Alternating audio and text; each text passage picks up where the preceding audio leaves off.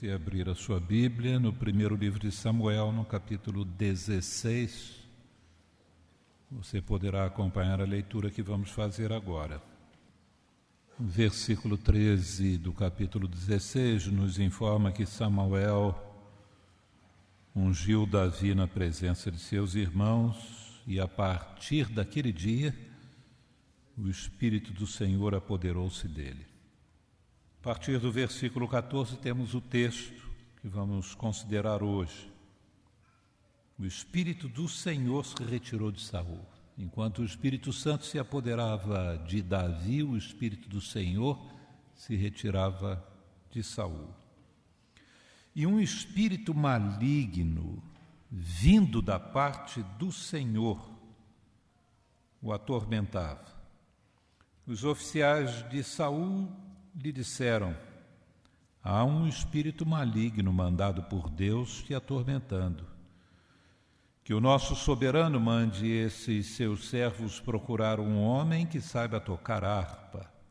Quando o espírito maligno, vindo da parte de Deus, se apoderar de ti, o homem tocará a harpa e tu te sentirás melhor.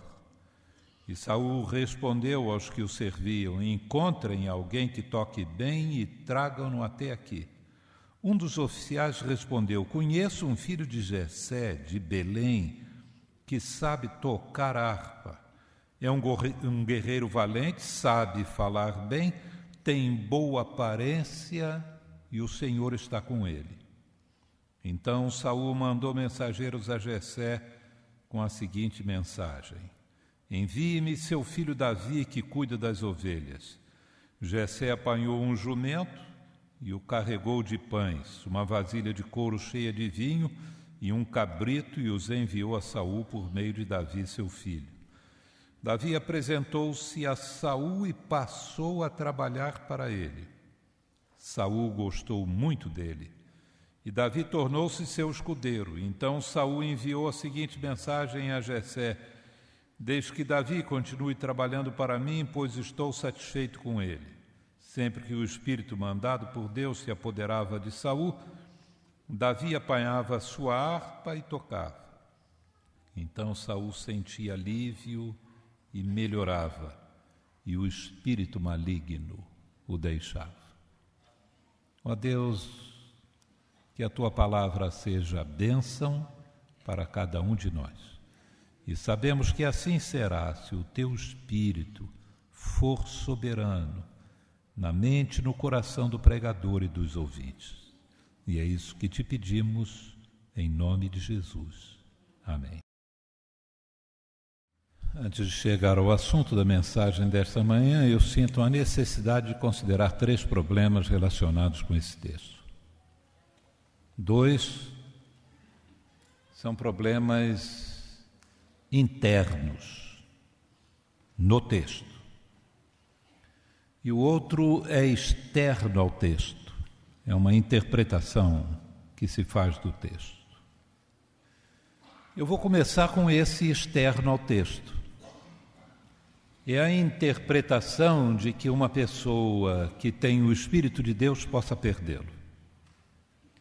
É considerar que aquilo que aconteceu com Davi acontece com cristãos hoje.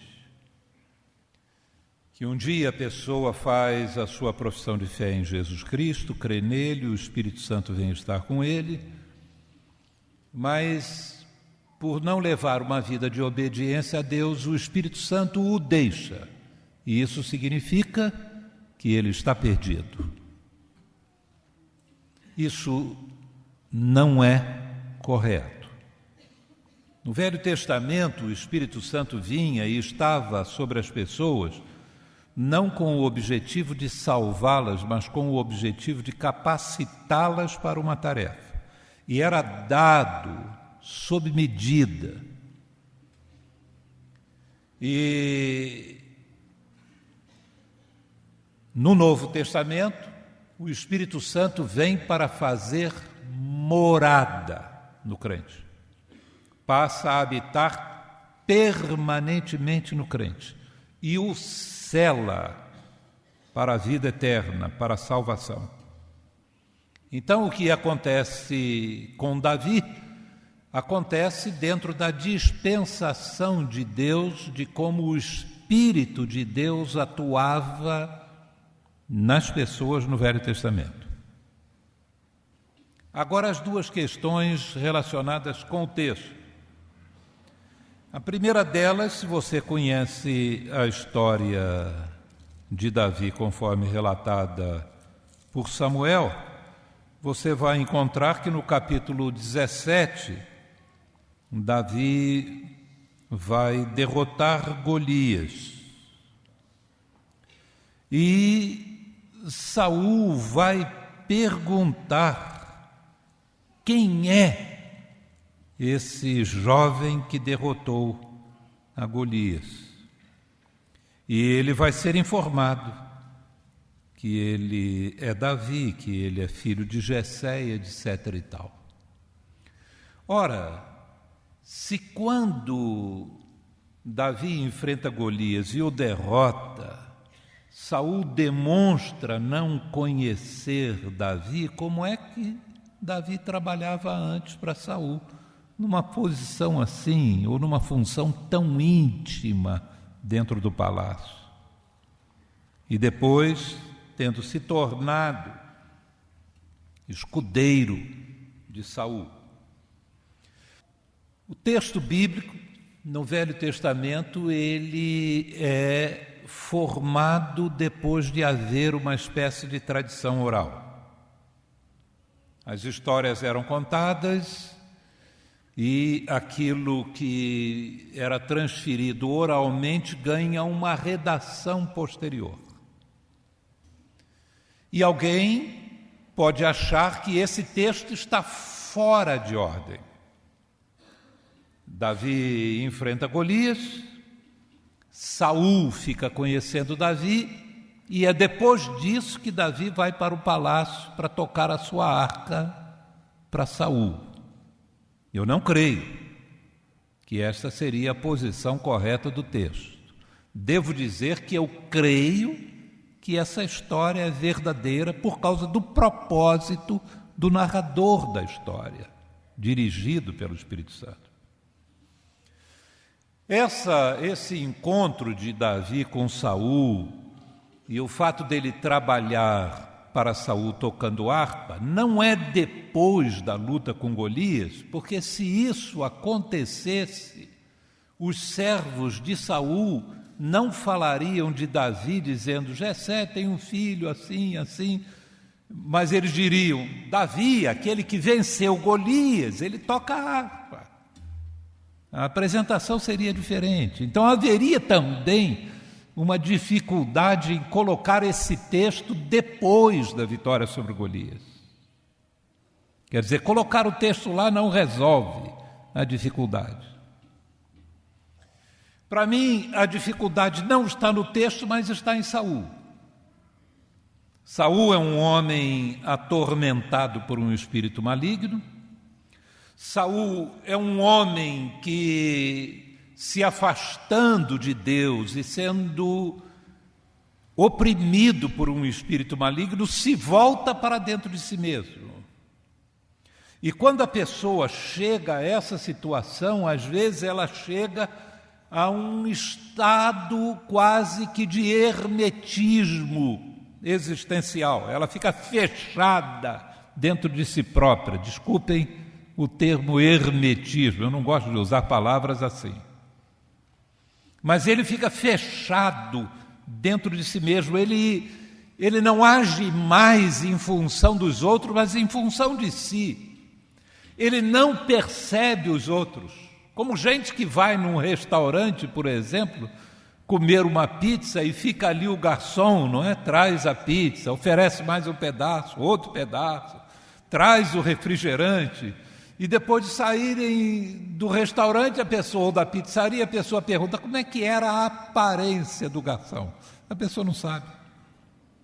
Ela esteve servindo ali durante um espaço de uns 40 minutos, às vezes 1 hora, mas a pessoa não consegue ver, não tem interesse em ver, não quer saber como é a cara da pessoa. E isso numa pessoa normal. Agora, imaginem uma pessoa que está no estado de Saul. Saul, então, é uma pessoa que, por se afastar de Deus, se afastou da vida, se afastou da realidade que o cerca.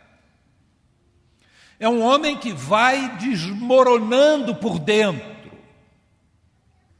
E eu creio que a intenção do narrador é exatamente depois da unção de Samuel, da unção de Davi, é exatamente colocar Davi e Saul juntos. Juntos na história para a gente comparar os dois. Os dois foram ungidos. Os dois têm uma tarefa. Os dois têm a mesma tarefa. Mas os dois se comportam de forma diferente. Agora, a outra dificuldade em relação ao texto, eu sei que vocês já poderiam me dizer qual é. É esse espírito maligno que vem de onde? Vem do Senhor, vem da parte de Deus. Você pode imaginar uma coisa dessa?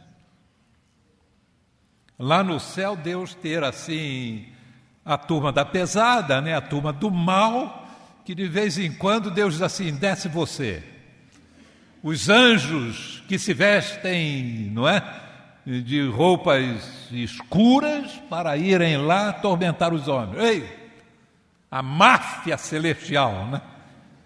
E que Deus tem essa turminha para de vez em quando fazer o trabalho sujo. Não é isso. O que há é uma cosmovisão, uma teologia, uma maneira de ver as coisas do mundo do Velho Testamento. O mundo do Velho Testamento é um mundo habitado, dirigido de maneira soberana por Deus, que não sobra espaço para nenhuma outra vontade adversa a Deus. Tudo o que acontece na experiência humana tem a ver de uma maneira ou outra com a vontade de Deus. Hoje a cosmovisão é outra, né? É um mundo habitado por demônios. Tem gente que entra numa casa e vê demônio nas plantas. Essa é uma planta que é usada assim, a planta de Deus. De repente vira a planta do diabo, né? Até a planta é um lugar onde o demônio fica escondido. E às vezes não tem galhos, não tem nada disso. É um negócio assim fino, mas o demônio gosta daquela planta e está ali. Tem que tirar a planta para tirar o demônio. Tirando a planta, o demônio vai junto.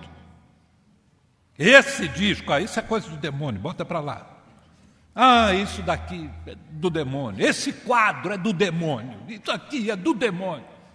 E são nichos, ninhos, onde o demônio se faz presente. Então tem gente assim especialista em ver onde estão os demônios, no mundo evangélico. Vocês sabem disso.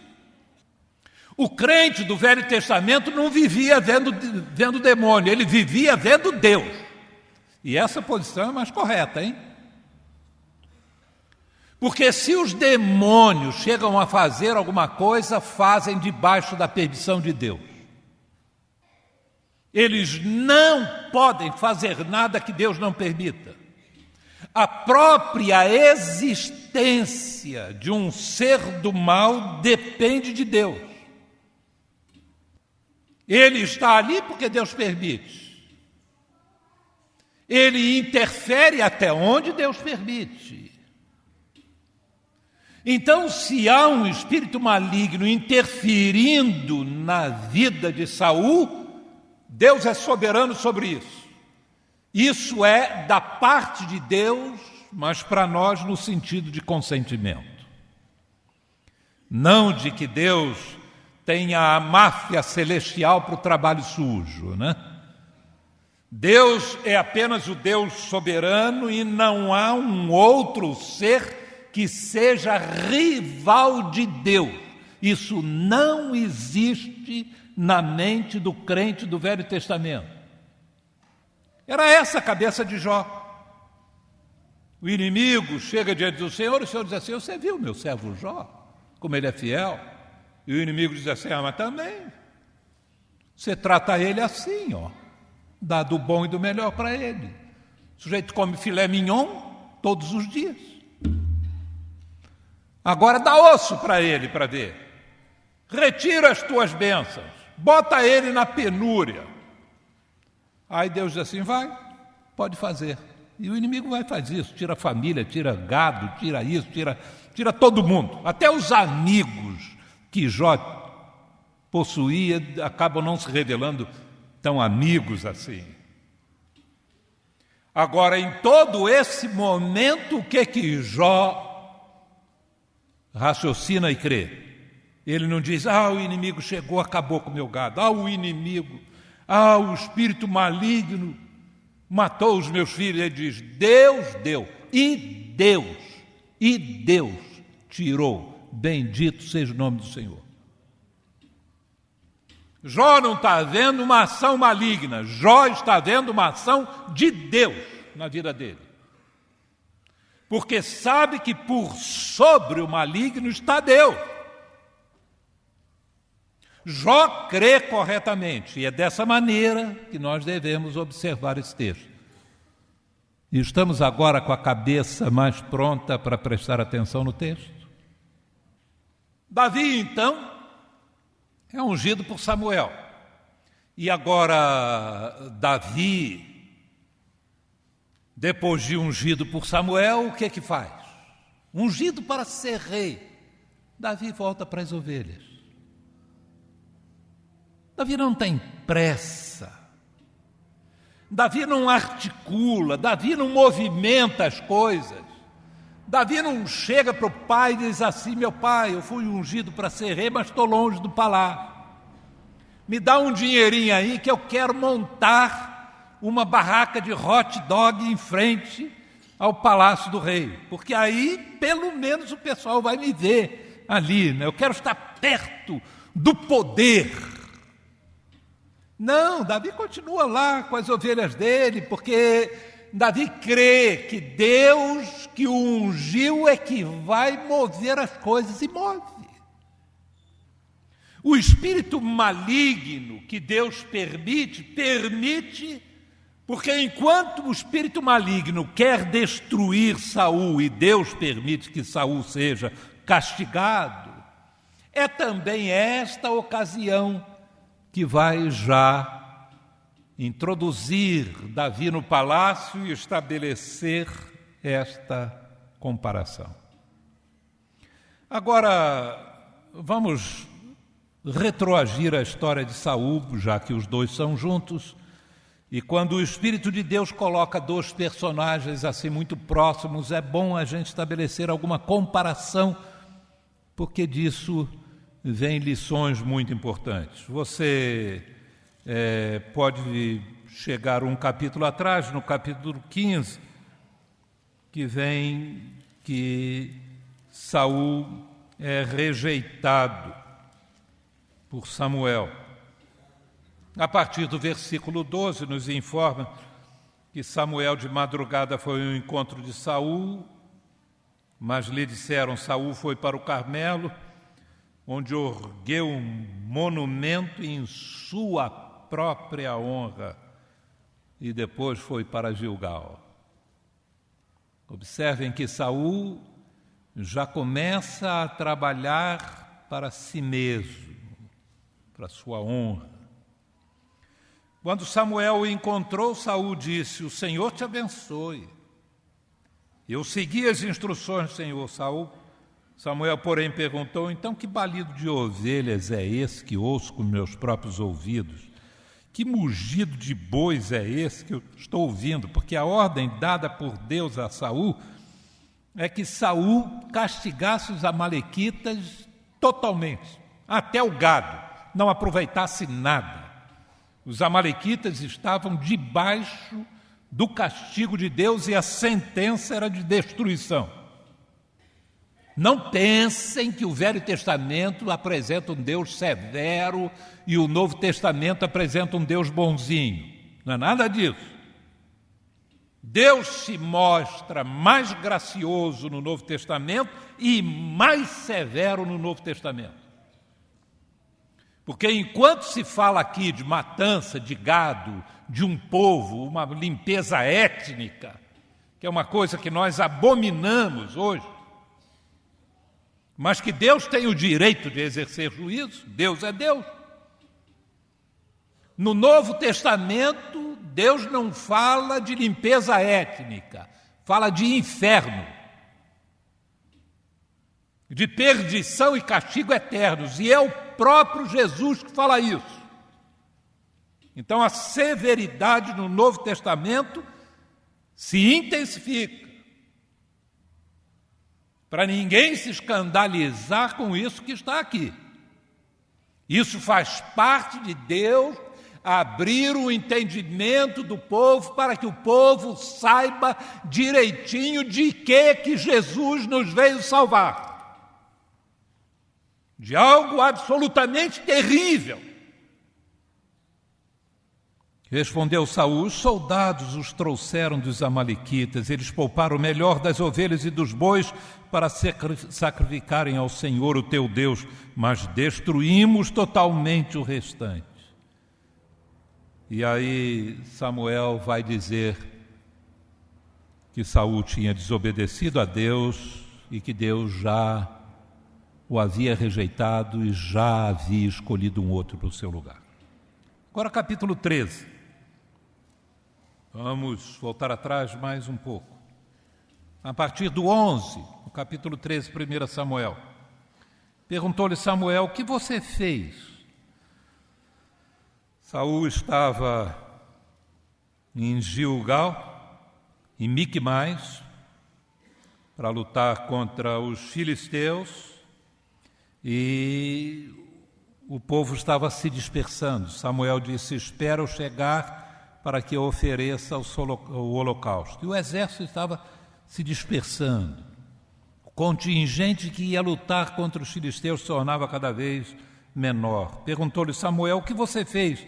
Saul respondeu: quando vi que os soldados estavam se dispersando e que não tinha chegado no prazo estabelecido e que os filisteus estavam reunidos em Micmais, pensei: agora os filisteus me atacarão em Gilgal e eu não busquei o Senhor.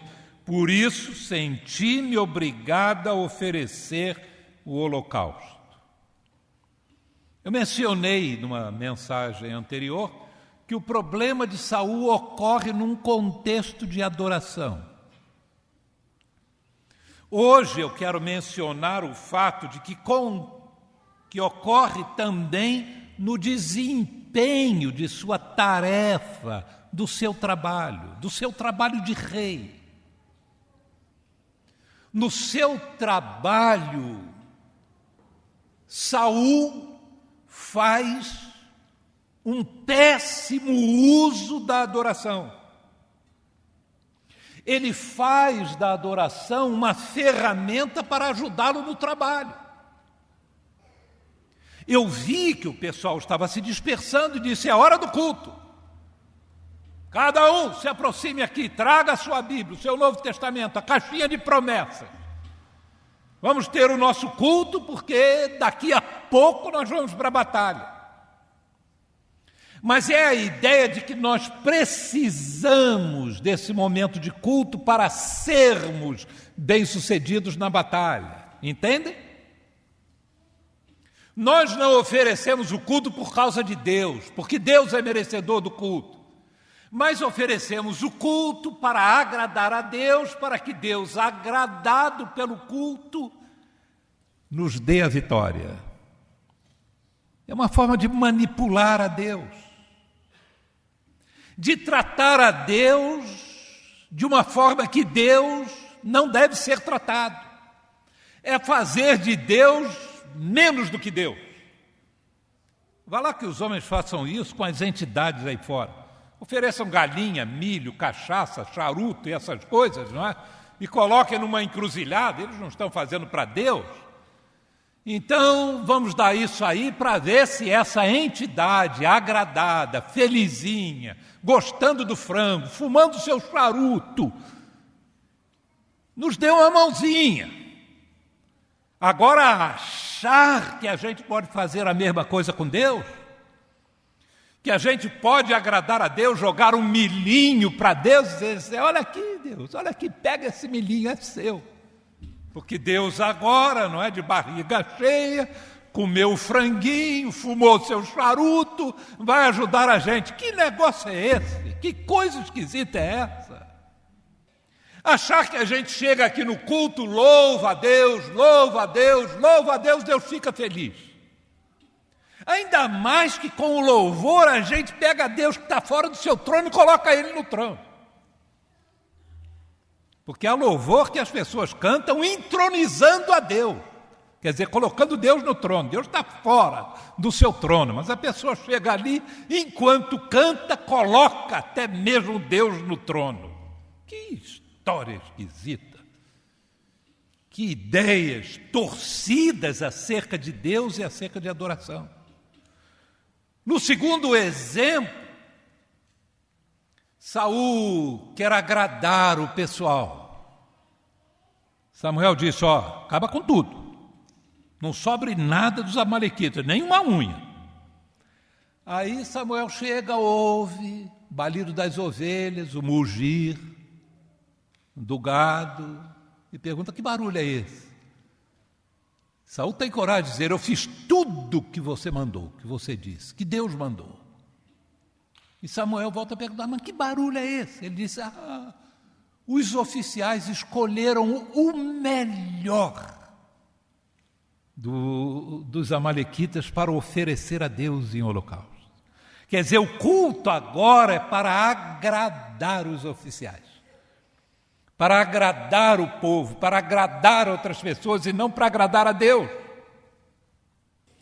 O culto é oferecido não com olho em Deus, mas com olho no povo. Eu já disse para vocês que há uma ideia espalhada acerca da nossa igreja.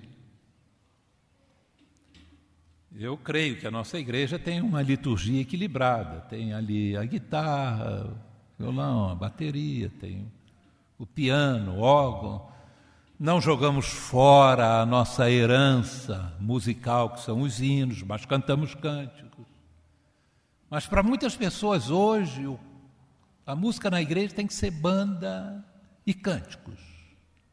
O resto é coisa fossilizada, do passado. Eu contei de uma conversa com pastores em que um estava defendendo bandas na igreja e me perguntou se ele não era batista. E eu disse para ele, eu sou um batista, você é um bandista.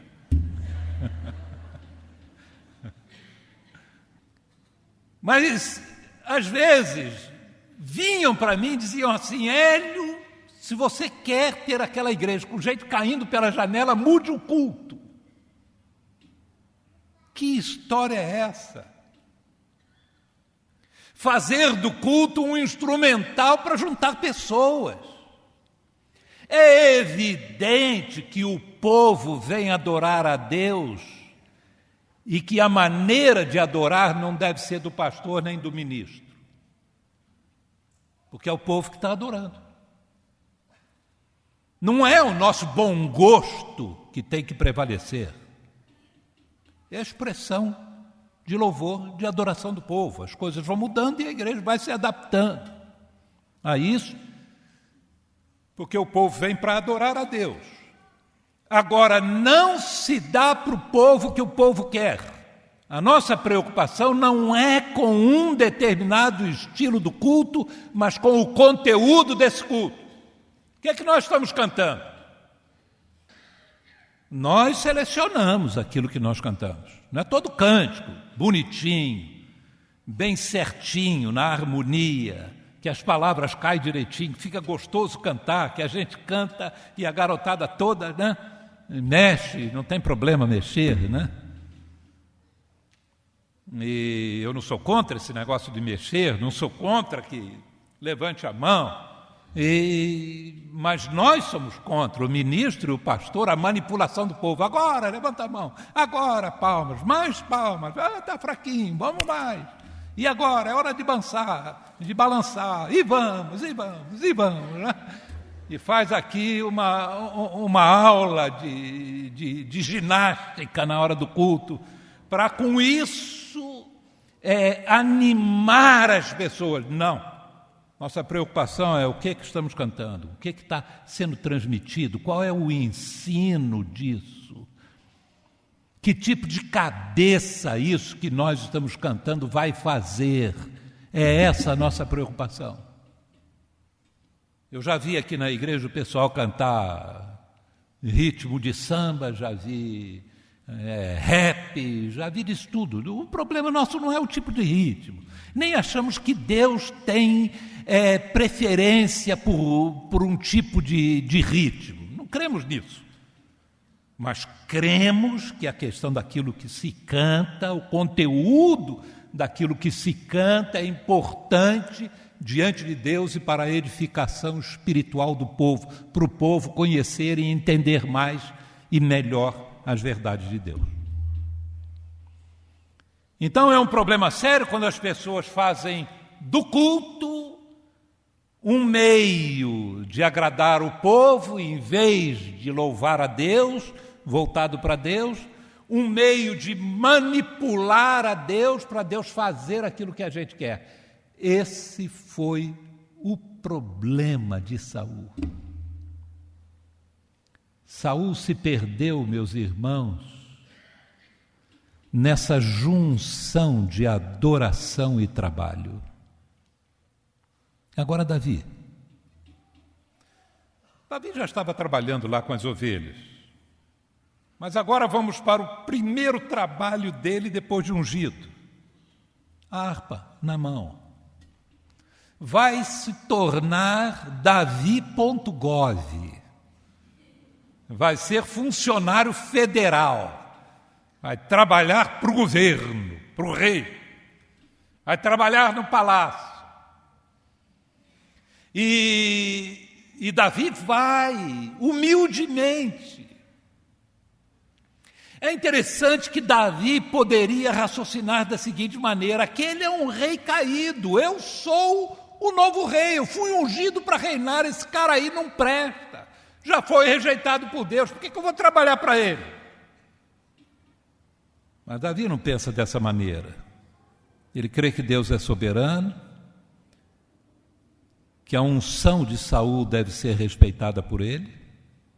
Ele foi ungido para aquela tarefa, ele está exercendo uma tarefa para a qual ele foi ungido. Se está fazendo bem ou se está fazendo mal é um assunto de Deus. Deus é que vai determinar o momento, a hora da coroa chegar na cabeça de Davi. Sabem quantos anos depois isso vai acontecer? 20 anos depois. 20 anos depois. Graças a Deus, Davi não tinha uma agenda, um planejamento para dizer: vou ser músico na corte durante 1 ano e meio, vou ser escudeiro do rei durante 3 anos, e daqui a 4 anos eu serei rei. Não, Davi não faz isso. Davi deixa que essas coisas sejam dirigidas completamente por Deus. Isso significa que a gente não planeja o nosso trabalho? Não queira melhorar no nosso trabalho?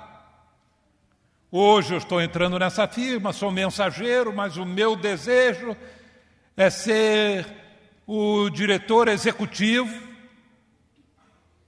e estar lá em cima para toda a América do Sul. Para isso, dentro de tantos anos, eu vou terminar o meu ensino médio, de mais tantos anos eu vou fazer a minha faculdade, depois eu vou fazer o MBA, depois vou fazer mais isso, mais aquilo e vou... Não, está ótimo, faça o seu planejamento.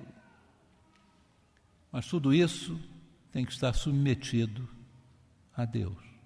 Se as coisas não correm da maneira conforme você planejou, não fique zangado, não fique frustrado, planeje de novo. Refaça o seu planejamento. Não se deixe quebrar por isso. Confie em Deus, Deus está dirigindo.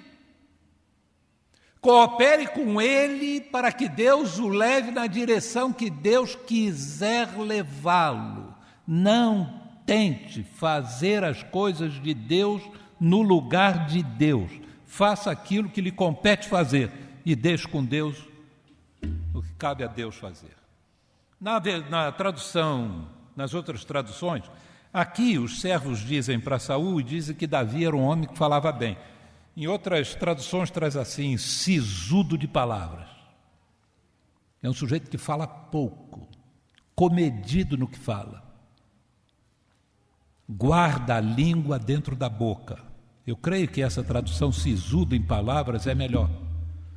Porque Davi vai trabalhar numa área em que ficará patente a fraqueza do rei.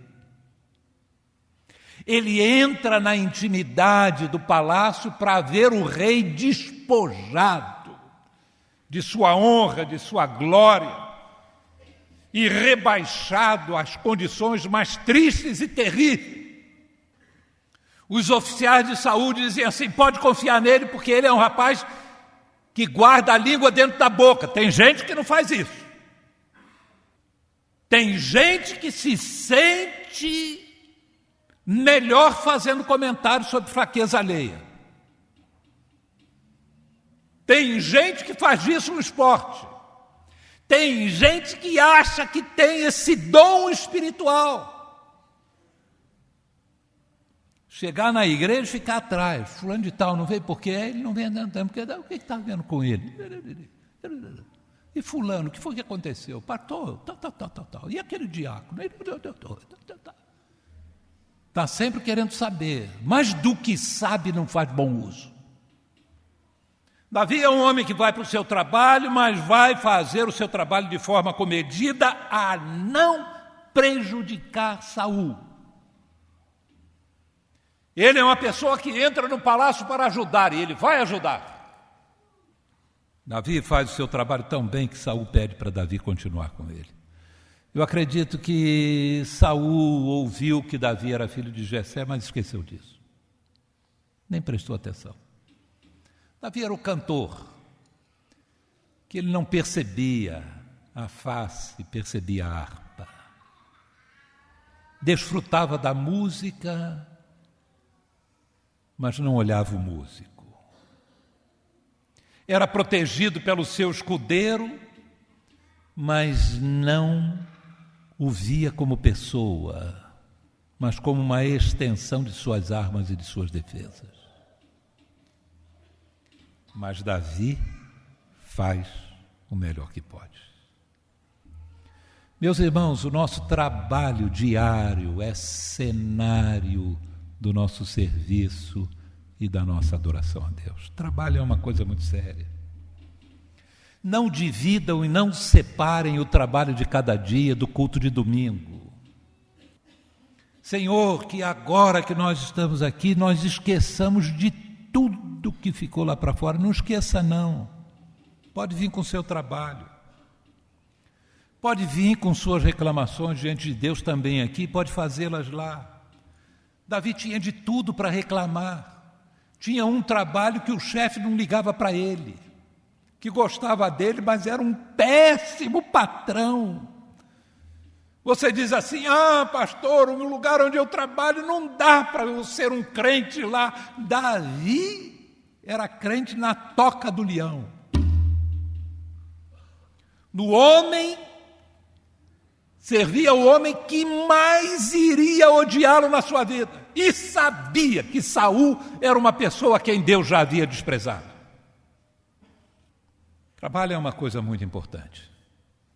A primeira apresentação, o primeiro quadro, o primeiro retrato de Deus que a Bíblia faz e coloca diante de nós é de Deus trabalhando. No princípio, Deus criou.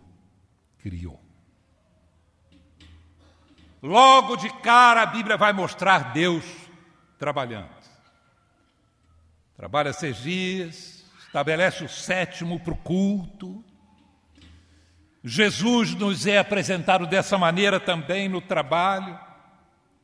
Carpinteiro, mãos calejadas, porque trabalho é cenário, é palco, é parte importantíssima da nossa vida. Nós existimos para servir a Deus e servimos a Deus trabalhando. Trabalha para servir ao próximo, trabalha para servir a família.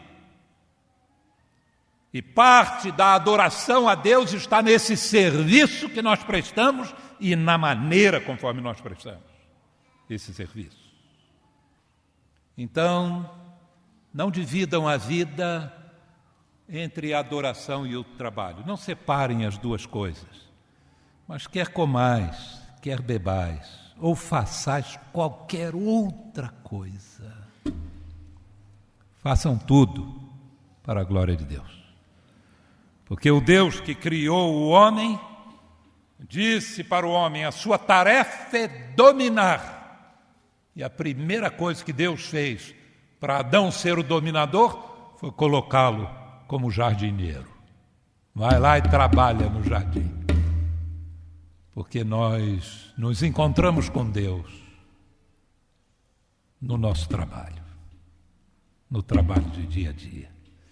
Então não pensem que pelo fato de não trabalharem 24 horas no reino de Deus, de não serem missionários, pastores, educadores religiosos, ministros de música, que vocês são cristãos de segunda categoria. Não! Trabalho é o serviço que vocês prestam a Deus e aos homens. Amém? Que Deus nos abençoe. Ó Deus e Pai, nós te pedimos que o Senhor nos fortaleça enquanto fazemos o nosso trabalho no dia a dia. E que trabalhando, nós tenhamos a consciência de que não estamos apenas a serviço de Saul, mas a serviço do Senhor. Que não trabalhamos apenas para um patrão injusto, mas estamos servindo a Cristo. E por isso procuramos fazer o melhor, porque fazemos para o Senhor como ato de serviço e também de adoração. Em nome de Jesus. Amém.